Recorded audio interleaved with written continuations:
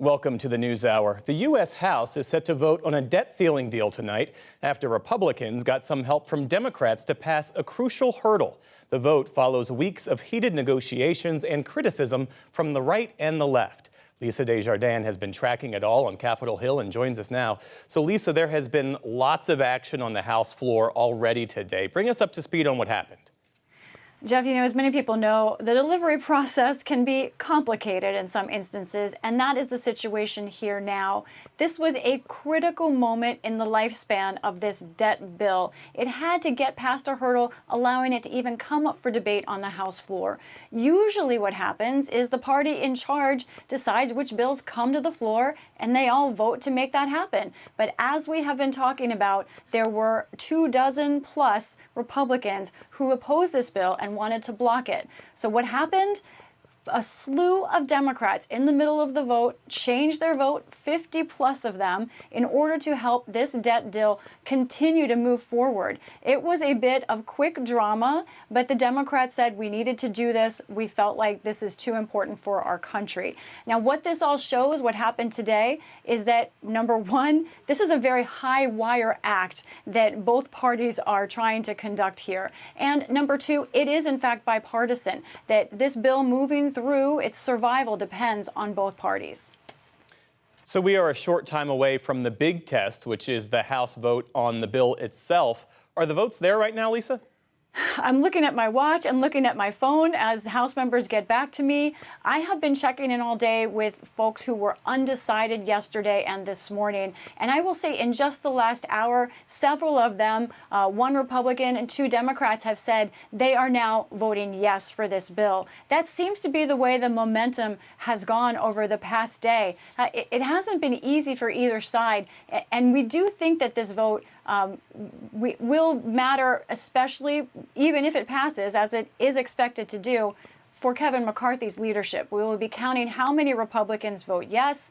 He needs a clear majority of his conference, or else his job could be at stake as well.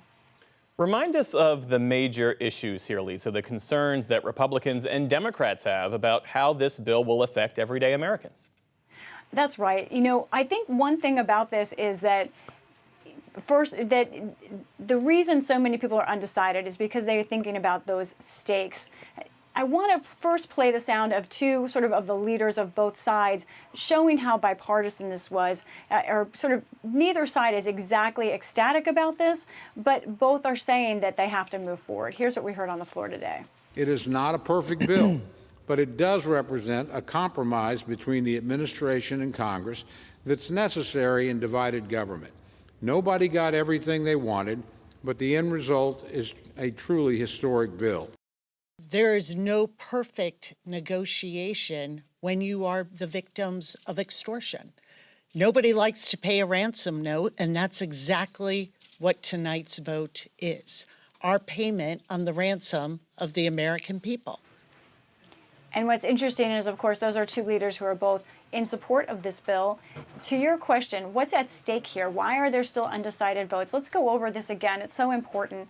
At stake in this bill, first and foremost, 2 years of federal spending. That is trillions of dollars that will affect most every aspect of American life. Food benefits, food stamps, the SNAP benefit for hundreds of thousands of people. The way the benefit is changing will mean some thousands of people lose the benefit and thousands of others will receive it. Now, there's also major energy projects that are at stake in this bill because permitting would potentially move more quickly. On the other end, there are those on the left who say that there's a problem there because the extent of environmental reviews for those huge projects would be much more shallow, and they're worried about the environmental impact. So you take all that together, Jeff, and you really have especially misgivings from some Democrats worried about the environment and worried about those food stamp programs. Pramila Jayapal, the head of the Progressive Caucus, for that reason said she's a no vote on this bill. And I want to talk about one other Democrat, Jahana Hayes of Connecticut. She's a former National School Teacher of the Year. Had a very powerful moment with her today when she said, listen, I'm thinking about my constituents who might lose their food stamp benefits. I'm thinking of especially older women. She thinks older women of color. She said they don't have any lobbyists. They only have me. So very emotional vote for some of these members. So as we're tracking what's happening in the House, the Senate has to act quickly on this as well in order to meet the deadline. What's the state of play in the upper chamber? It does feel like the votes are there in the Senate as well. The divide, Republicans and Democrats, still has to shake out. The question there, Jeff, as always, is the timing. The Senate does not move quickly, but they don't have a lot of time.